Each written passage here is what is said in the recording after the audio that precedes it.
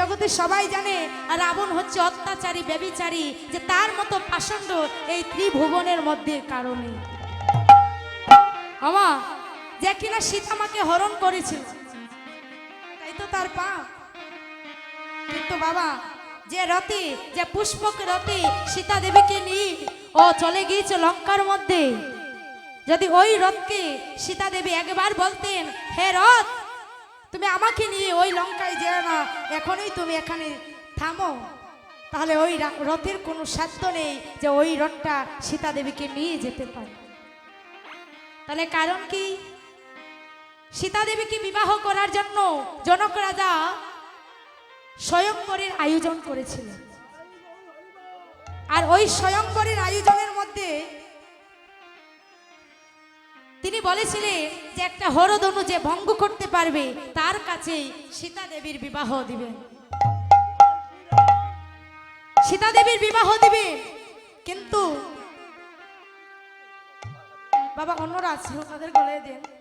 তো সীতা দেবীর যখন স্বয়ংবর হয়, একে একে অনেক রাজা অনেক মন্ত্রী এই স্বয়ংবরে আসে, কেউ বাবা সীতা দেবীর এই স্বয়ংবরে জিততেও পারে না, আর কেউ সীতা দেবীকে বিয়েও করতে পারে না। যারা যারা আমাকে মালা দিচ্ছেন সবার জন্য মা সবাই মিলে একটু উলুধ্বনি করবেন, মহাপ্রভু কি।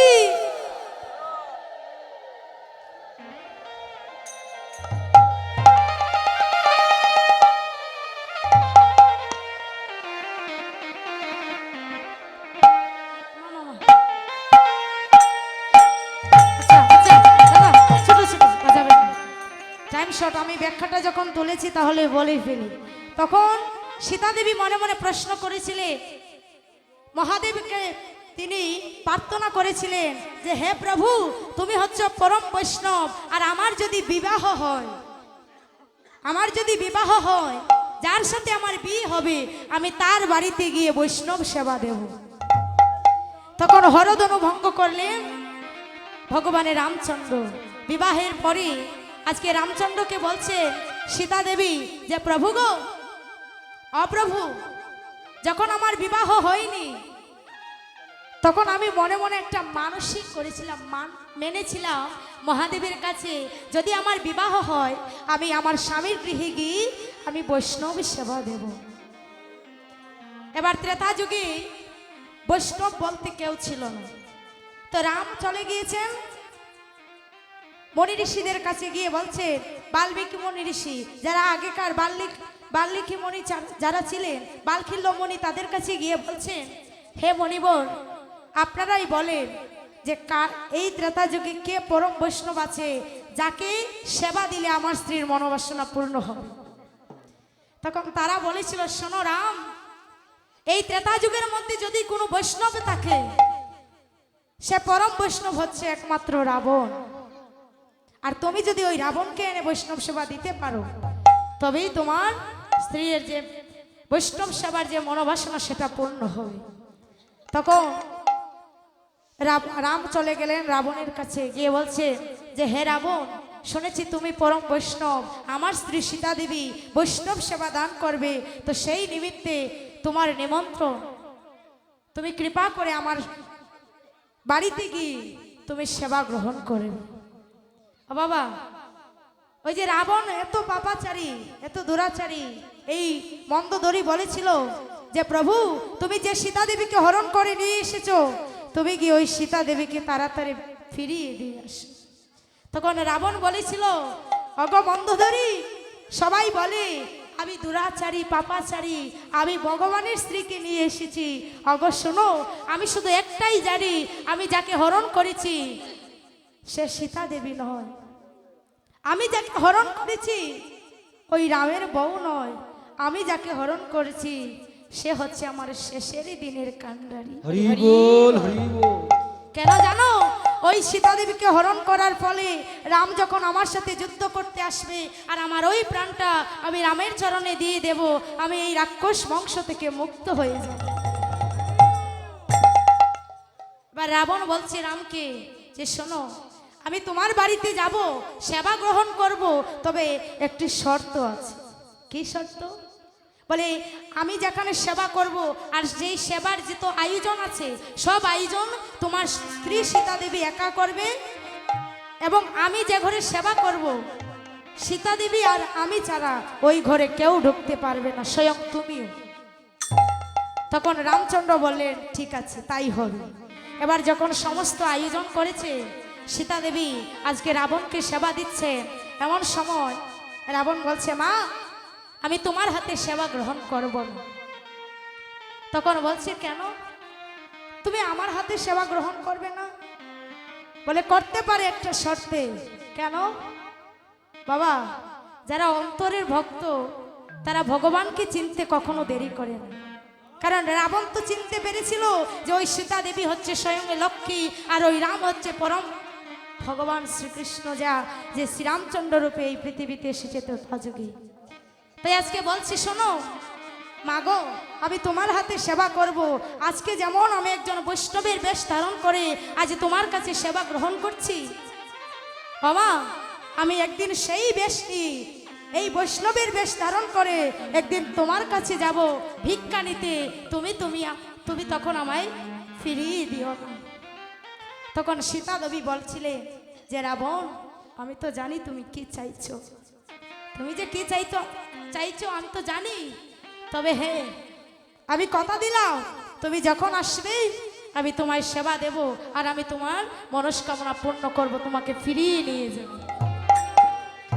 বাবা ওই যে কথা দিয়েছিল যে বৈষ্ণব বেশ ধারণ করে আজকের ওই রাবণ সীতা দেবীকে হরণ করেছে।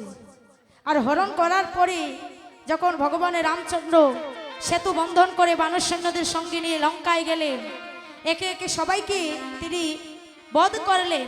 বধ করার সাথে সাথে এবারে রাবণ রাজ সিংহাসনে বসে চিৎকার করছে আর কেঁদে কেঁদে বলছে হরে আমি এমন হতভাগিনী পিতা যে আমার শতপুত্র ১৬ লক্ষ নাতি আমি হারিয়েছি, আজকে আমার সাথে যুদ্ধে যাবার কেউ নেই,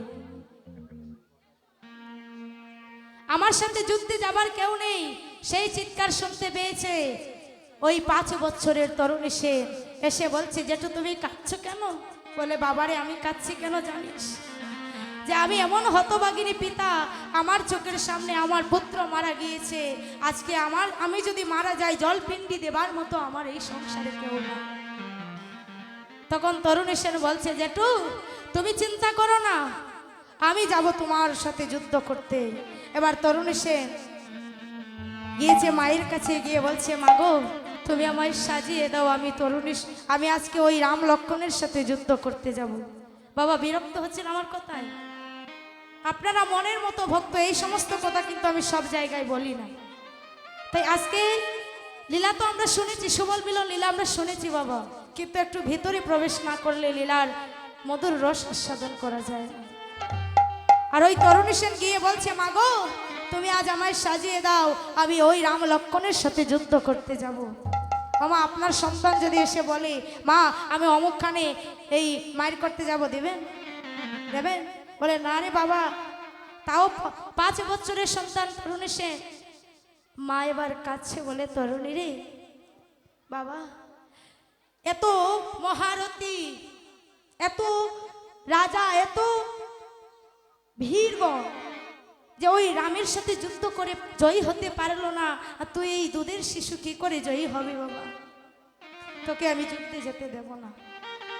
তরুণ বলছে মাগো আজকে যদি তুমি আমায় যুদ্ধে যেতে না দাও, আমি তোমায় কথা দিলাম আমি আজ থেকে কোনোদিন আর তোমাকে আমি মা বলে ডাকবো না। যে যখন বলছে মা বলে ডাকবে না, এবার তরুণী সেনের মা গিয়ে তরুণীকে সাজিয়ে দিচ্ছে কি করে, সর্বঙ্গে রাম নাম লিখে দিচ্ছে বাবা। আর রাম নাম লিখতে গিয়ে নয়ন জলে তো কাঁদছে, বিভোর হয়ে ওই গলায় রাম নাম লিখতে ভুলে গিয়েছে। আর যখনই ভুলে গিয়েছে তরুণী সেন মায়ের চরণে প্রণাম করেছে, বলছে মা তুমি আমায় আশীর্বাদ করো আমি যেন জয়ী হয়ে ফিরি। তরুণী সেনের মা বলছে বাবারে তুই তো চলে যাবি, আমি তো জানি তুই আর আমার কাছে আসবি না বাবা, তুই যে জন্মের মতো চলে যাচ্ছিস, কারণ যেজন একবার ওই ভগবানকে ভালোবাসতে পারে সে যে গৃহের বাহির হয়ে যায় সে আর কোনোদিন গৃহে ফিরে আসে। আজ তরুণী সেনের মা বলছে, বাবারে তুই তো চলে যাবি জন্মের মতো, যাবার আগে তুই একটি বার আমায় মা বলে ডাক না বাবা। বাবারে আমি তোর মুখে মা ডাক শুনে আমার এই তাপিত প্রাণটা আমি জোড়াবো। আজ তরুণী সেনের মা কাঁদছে, আর তরুণী সেন যুদ্ধে গিয়েছে। আর যখন যুদ্ধে গিয়ে ধনুকে ডঙ্কার দিই ডাকছে, কোথায় রাম লক্ষ্মণ, আসো আমরা যুদ্ধ করব। ভগবানের রামচন্দ্র তাকিয়ে দেখলে যে একটা ৫ম বৎসরের বালক এসেছে যুদ্ধ করতে। বিভীষণকে ডেকে বলছে, বিভীষণ তাকিয়ে দেখো তো, ওই সন্তানটাকে তুমি চেনো? বলে দাও যে আমি ওই বালকের সাথে যুদ্ধ করব না।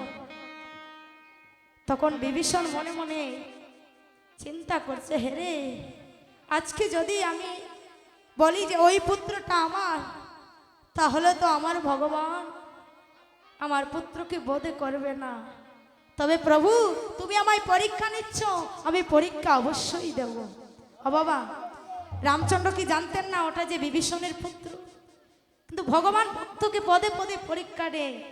তাই আজকে ভগবান কি করছে, আজকে ওই বিভীষণকে জিজ্ঞেস করছে যে বলো না ওই সন্তানকে তুমি চেনো?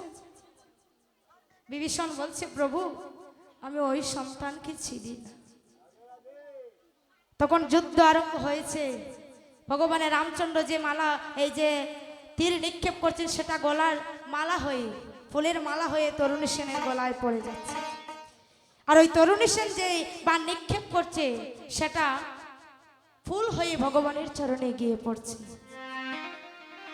দিন চলে যাচ্ছে বাবা, সন্ধ্যা হয়ে যাবে, কিন্তু তরুণী সেনও ভগবানকে বধ করতে পারে না, আর ভগবানও তরুণী সেনকে বধ করতে পারে না।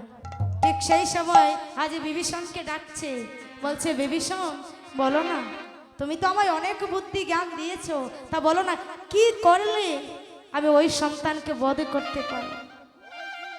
ও বাবা দেখো বিভীষণ কি করে নিজেকে আটকে রাখছে।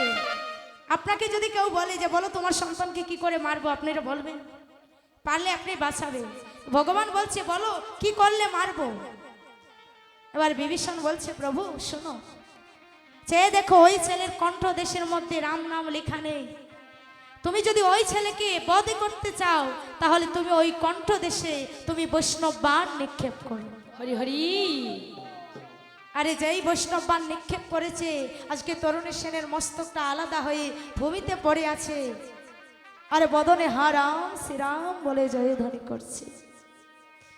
এবার বিভীষণ নিজের পুত্রের ওই মস্তকটা দেখে, তোলায় লুটিয়ে আছে বাবা, ওই মস্তকটা দেখে আর যে রাম নাম বলছে, আজ মনের কষ্টে কাঁদছে, দয়াময় দয়াময়, আমার বলতে যা ছিল আমি সবই তোমার চরণে সমর্পণ করেছি। আজ বিভীষণ কাঁদছে। ও বাবা, এই জগতে যদি কোনো বাবার সামনে কোনো পুত্র মারা যায়, তাহলে সেই বাবার কতটা কষ্ট হয়, যারা বাবা হয়েছে তারা বুঝতে পারবে। আজ বিভীষণে কাঁদছে, বলছে দয়াময়, এই জগতে আমার আপন বলতে আর কেহ নাই। আজ বিভীষণের চোখে নয়নে জল দেখে আজ ভগবান প্রশ্ন করলেন, বিভীষণ আমি এত এত রাক্ষসকে বধ করলাম, কই তুমি তো কখনো কাঁদনি, তোমার চোখে আজ জল কেন? বলে, প্রভু গো আমার চোখে জল কেন? তুমি আমার আর কত পরীক্ষা নেবে বলো প্রভু। প্রভু তুমি কি অন্তর্যামী, তুমি কি জানো না, তুমি যে সন্তানকে বধ করেছো ওটা তো ওই রাবণের কেউ হয় না গো, ওটা যে আমার একমাত্র পুত্র। আমার ওই একটা পুষ্প ফুটে উঠেছিল, আর আমার ওই ফুলের মতো পবিত্র পুত্রটাকে আজ আমি তোমার চরণে সমর্পণ করে দিয়েছি। তাই করো। আর সেই তরুণী সে এবার ভগবানের রামচন্দ্র বলছেন, হেরে তরুণী, যে মা বাবা তোকে কৃষ্ণ সেবায় লাগিয়ে দিয়েছে, আমার চরণ সেবায় লাগিয়ে দিয়েছে, শনি রে যতবার এই পৃথিবীতে আসবো তুই হবি আমার আমার মরবি সখা। আরে তুই হবি আমার আমার মরমি শাখা তুই হবি আমার আমার মরমি সকা তরণী তুই হবি আমার আমার মরমি শাখা ওই আমার মনের কথা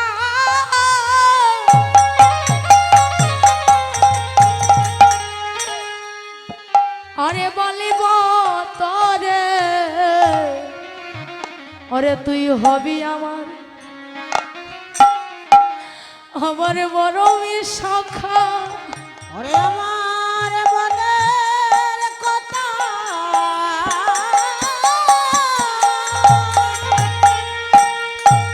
ওরে মনের কথা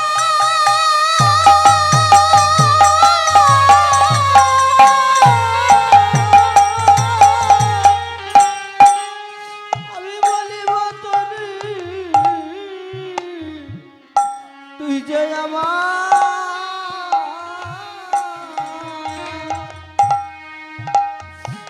ওরে বড় বিশাখা বাবা আর সেই তরুণী সেন যে দাপর যুগে ছিল সুবল সখা আর কলিতে এসে হয়েছেন গৌরীদাস কীর্তনিয়া।